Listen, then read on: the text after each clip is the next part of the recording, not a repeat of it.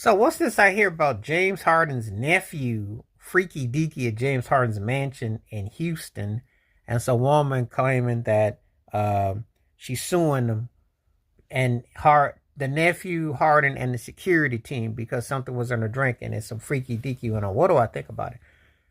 I feel like Robin Harris right about now. Follow the beard, follow the beard, follow the beard. If all else, follow the beard. You know, when you got that beard, you are a mark. Is he not a mark when he chokes in the second rounds of playoffs, when he gives you two good games and he's done in six? And so now he's a mark in his own home. Give me a break. Now, I got something I want to say about this. If you are held as negligible in your mansion, then what about all these other people who done freaky deaky stuff in homes? I always just assumed that it was the main culprit would be involved. And what happens to the criminal cases? How come they don't do? It's easy to get the bag, and if you want to pursue something more, you can. But how do you really go about doing this?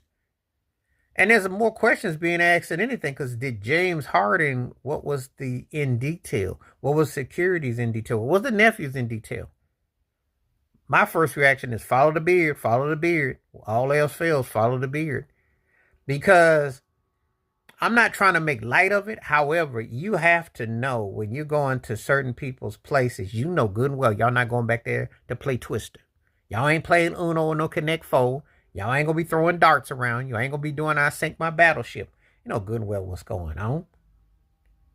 And you know good and well that it's easy to follow the beard than it is to be accountable for actions. But follow the beard is all else. Because you can always say, well, he didn't do it. It was the beard that did it. Because that's how they just basically know him, because of that beard. And this is a situation where I haven't heard this one said before. But there have been situations where people have had situations occur. Even in the Diddy case and stuff, you don't hear nobody say, oh, yeah, that happened there, and I'm going to hold so-and-so accountable. No, who they hold accountable? The person who owns the house. Or they going to, like, how they going to do? I'm quite sure that when they go to these people's places, they have security, they have an NDA, they have things signed, they know what they're doing.